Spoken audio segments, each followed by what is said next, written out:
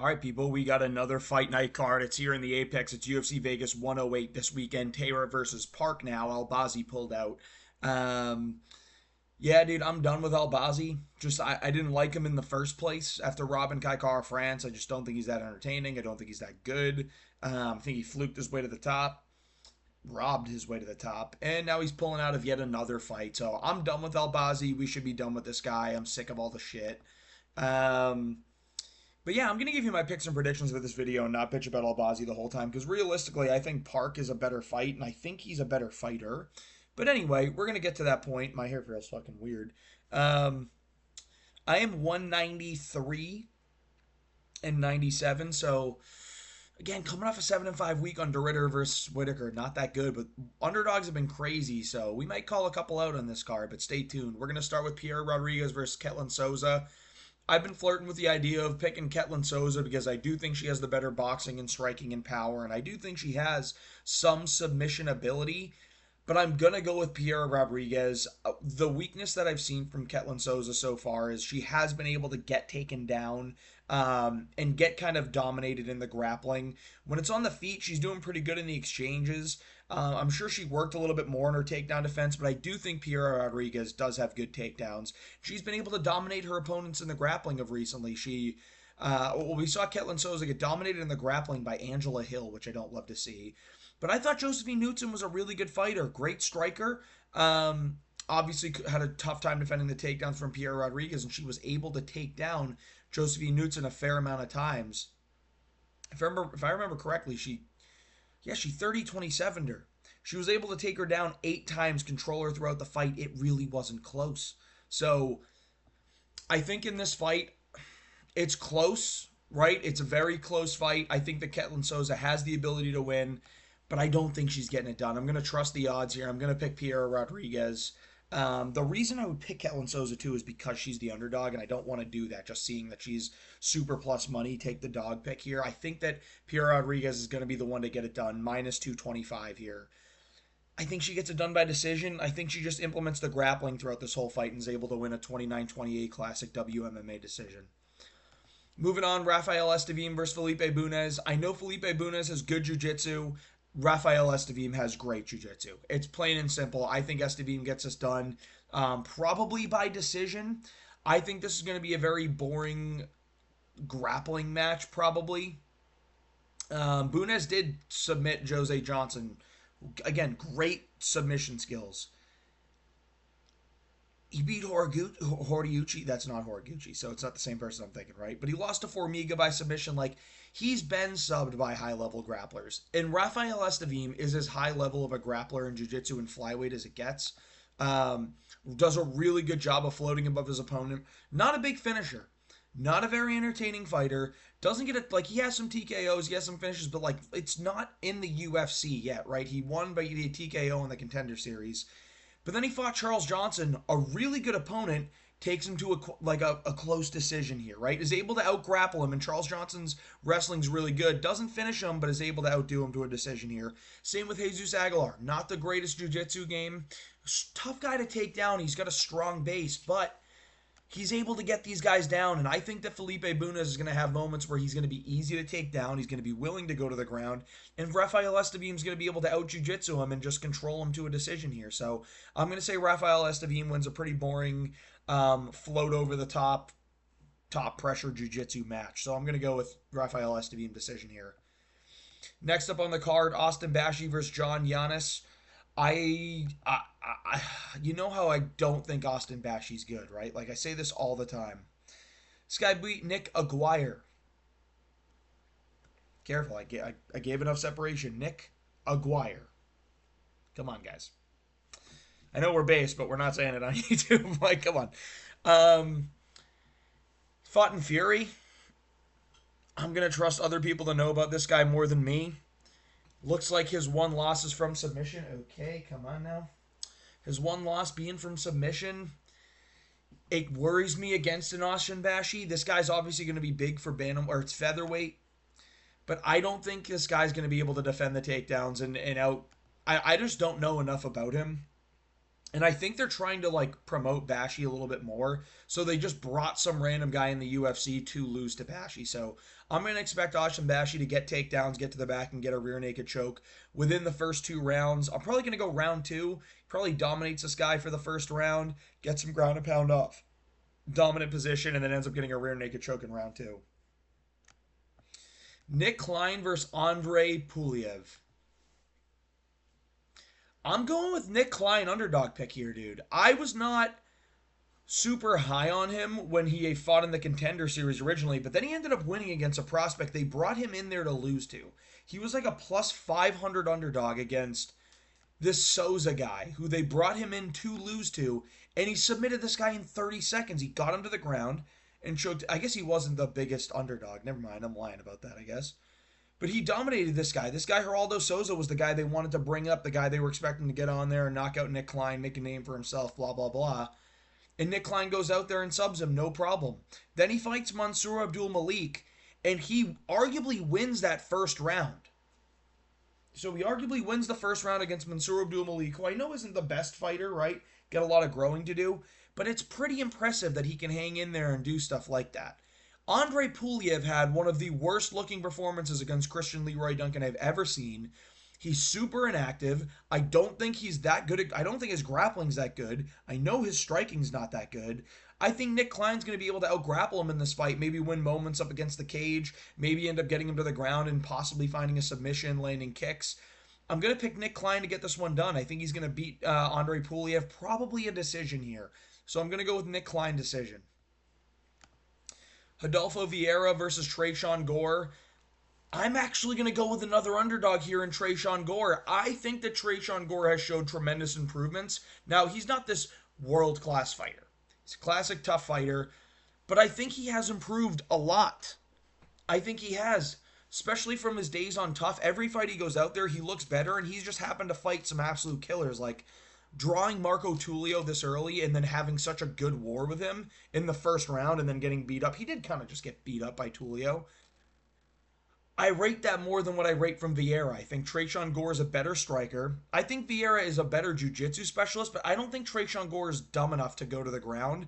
And I can see Vieira struggling to get takedowns. He struggled to get a takedown against Andre Petroski, and he just kind of got outstruck. Vieira looks like he looks like he's done in his past couple fights, man. If I'm keeping it real, like, looked really bad against Petroski in one of the worst fights I've ever seen. He subbed Petrosian in February of 24, but again, that's still 18 months ago, 15 months ago, 17 months ago. He subs Brundage, okay, a year before that.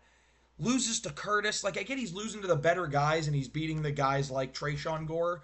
I don't know that he's going to be able to get Tresean Gore. Now, if he gets the back, I think it's over. I do. But I'm going to trust Tresean Gore to keep Vieira in front of him, and I think that Vieira is going to gas out here, so I'm going to pick Tresean Gore to win this fight. I think he can find a TKO in round two. I like the underdog pick of Tresean Gore here. I think he's just a much better striker, and I think he's going to be able to stuff some of these takedown attempts from Vieira, and Vieira's going to gas out and quit. Rinya Nakamura versus Nathan Fletcher. I want to take Nathan Fletcher, dude. Thought he fought a pretty good fight against Callan Loughran. I did. I think he's a skilled fighter. Like, Zigomatis Ramaska is nothing special. But I think Fletcher's pretty good. And you can argue he won his last fight. He's just a classic, like, I think of him as like a worse Nathaniel Wood, where he's kind of decent at everything, right? He can strike okay. He can grapple. He can wrestle pretty decent. He's got pretty decent jiu-jitsu. All around okay. I think Rinya Nakamura's striking is god-awful. And this performance against Muin Gafarov has me scratching my head of like, what did I think this guy was? He wasn't even shooting takedowns on Gafarov, and when he finally did, he couldn't get it. So I question the fight IQ here. I don't know why he's such a big favorite. I think Rinya could just... There's a chance. Now, my buddy Octagon Oracle, shout out Octagon Oracle, has been saying he thinks that Nakamura was injured in that last fight just because he didn't look anything like he's looked in, previous months, years, performances, whatever. Then he takes 7 months off and comes back. He could be onto something. I like the Nathan Fletcher pick here, though. I think he's a better striker than Rinya.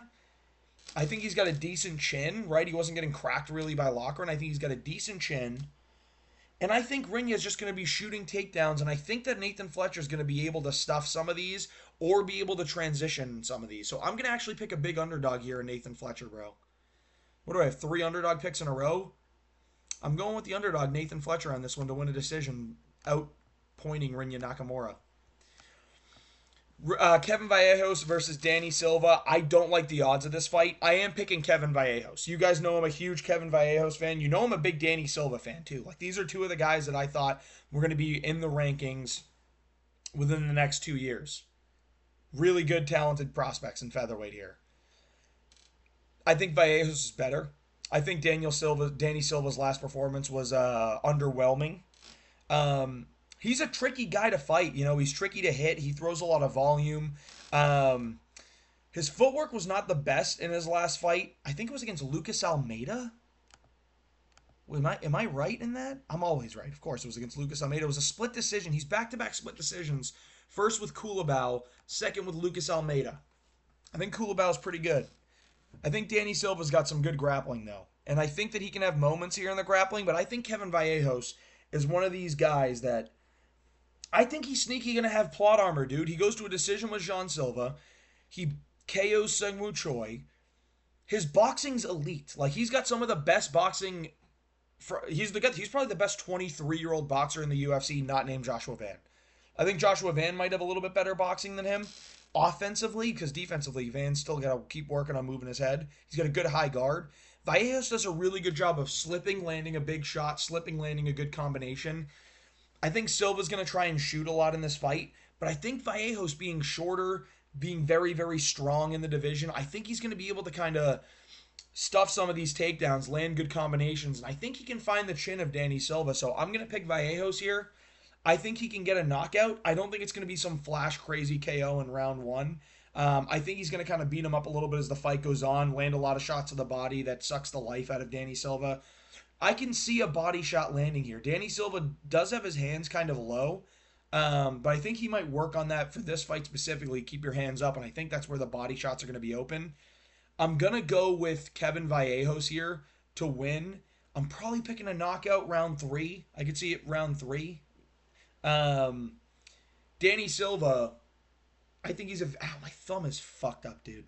I think Danny Silva's a very good fighter. I just think he got a tough draw here. Plus 360 is value. I'll just say that. Plus 360 is a very, very valuable pick in terms of underdog, in terms of underdog value. But I'm going to pick Vallejos. Gun to my head pick, I'm picking Vallejos to get it done. But plus 360 is not a bad bet.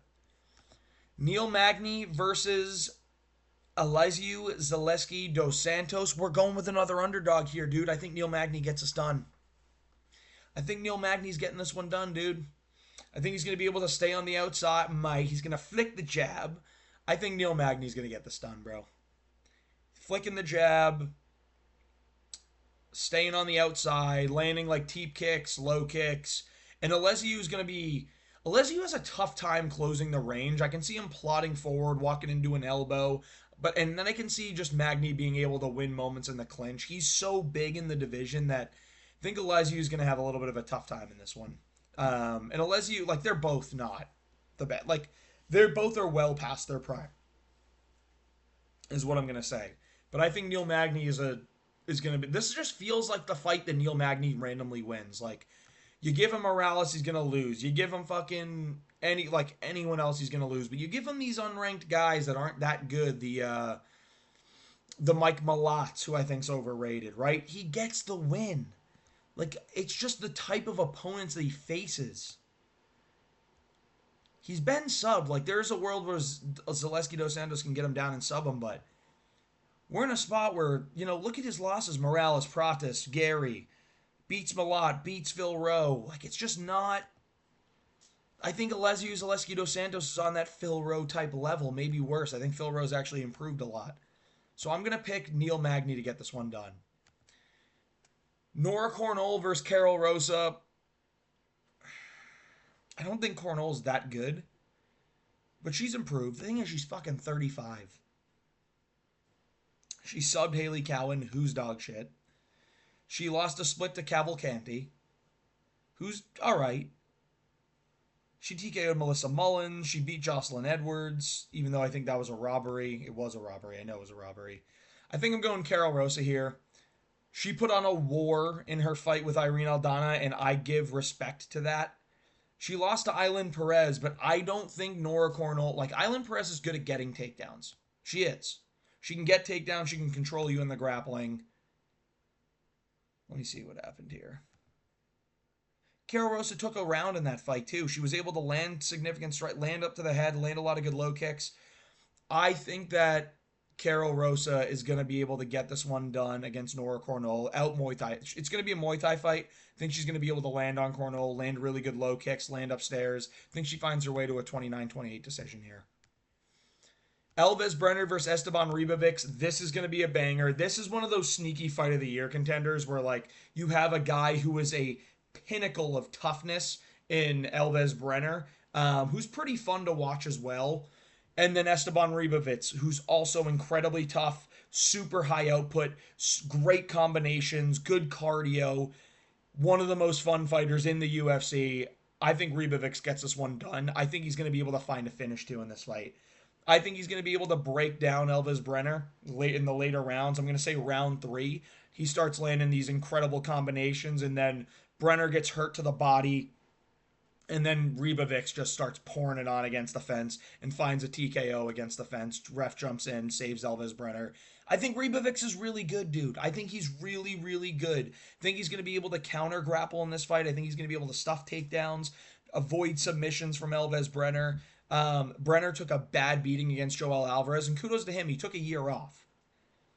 But I think Ribovics is a tough matchup to come back to. I'm going to pick Ribovics to get this one done. If it's not a 30-27 decision, I think it's going to be a third-round TKO. I think he's going to be able to land kicks low. I think he's going to be able to land good boxing combinations, get some kicks upstairs. That's one of the things that Ribovics does so well, is he mixes it all up. So I'm banking on Ribovics to get this one done here. I think that's a pretty solid pick.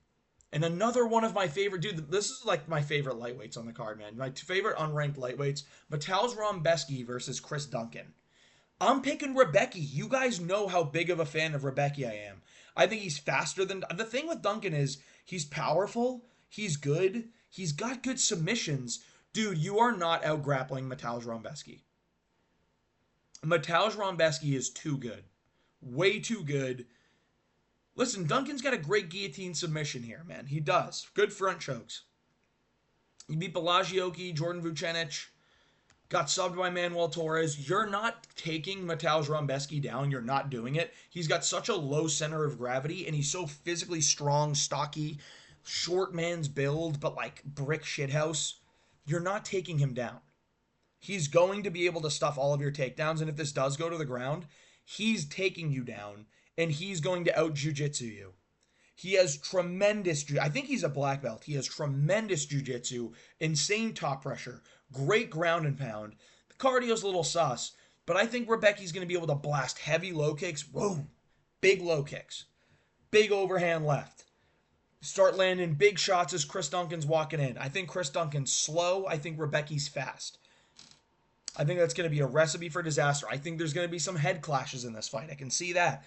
When there's Southpaw versus Orthodox, we see a lot of head clashes, but we also see Rebecki's big head when he throws that overhand is kind of coming in a lot. Chris Duncan doesn't have the best head movement. I can see there being a little bit of a clash of heads at moments. But I think that Mateusz Rebecki is the guy. I think this is the guy outside the rankings. He lost to Carlos Diego Ferreira, but he beat the fuck out of him for a round. And Carlos Diego Ferreira did Carlos Diego Ferreira things at the end, so I'm going to pick Mateusz Rebecki in this one. Think he dominates. I think he finds a finish, too. I think he can find a round 2 KO over Chris Duncan. I think he's going to land an overhand that cracks the chin. Duncan goes down, and he lands some ground and pound and finishes it with maybe elbows, really good top pressure, and just laying bombs. I'm a huge Rebecki fan, guys. Let it be known that I think Rebecki's going to be top 10 in the UFC at some point. Maybe soon. We will see. He beats Benoit Saint-Denis. I don't want to say it, but he might beat Moicano. He beats Michael Chandler. he beat some of these guys, dude. He might beat Fiziev, bro. Like he's probably a nightmare matchup for Fiziev. I think this guy's top 10 soon, so keep an eye out for him. Mateusz Rombeski, huge fan. Knockout round 2. Tatsuro Taira versus Hyun Sung Park. Dude, Hyun Sung Park is a monster. I want to say that before I start this. I'm picking Tatsuro Taira. I just think his grappling's that good. Hyun Sung Park is really, really good. I think this guy deserves to be ranked after this fight because I think he's going to put on a great performance. I just think Tatsuro Taira is going to be better. I think Taira's striking needs a lot of work, but he's taken a year off probably to work on that. His grappling is going to be better than Hyun Sung Park's. But I really do think Hyun Sung Park is a fucking monster in this division. I do. I think he's someone to keep an eye out for. I just think taking this fight on short notice against a guy like Tatsuro Taira, who's a totally different matchup from the Steve Erceg fight, who he took on short notice. I think it's a tough one for Hyun Sung Park to take. I think he's a great fighter. Now, he absolutely has an opportunity to win this fight. I want to say that. Hyun Sung Park has an opportunity to win this fight. Very, very good fighter. I'm not counting him out. I just think Taylor is going to get this one done, man. Don't want to act like there's no chance, because it's not like there's no chance that Hyun Sung Park gets it done. And I know I say that there's never no chance because it's a fight. But like I I really do think Hyun Sung Park is a very good fighter. I think he's better than a lot of the flyweights in the division. And I think the South Korean MMA scene has been insane of recently. Do Ho Choi has looked better than he's ever looked in his last fight, right? Ju Sang Yu, insane performance with a knockout over Jeka Sergi. One of the best knockouts of the year, second best knockout of the year. Maybe third. Then you have Hyun Sung Park. Tremendous performance over Carlos Hernandez. He's undefeated, 3-fight win streak in the UFC here, specifically with all finishes. Really talented fighter. Jung Young Park, the middleweight, on a win streak now against Brad Tavares and I think Duraev, Tavares, and who did he just beat? Ismail Nordiev. Now he's getting the Aliskerov fight in Abu Dhabi on 321. South Korean MMA has started to really start to take over. So big fan of Hyun Sung Park. I think Taylor gets it done though. I think he's going to be able to grapple in this fight. And I think Hyun Sung Park is going to look better on the feet in moments, but I think the striking of Taylor will look better than it did against Royval because the takedown threat is going to be so evident, and he's going to have moments where he's able to get this to the ground. Park's able to defend the chokes, but maybe Taylor finds himself in a position where he's able to land big ground and pound, and maybe Park gasses out at the end of the fight.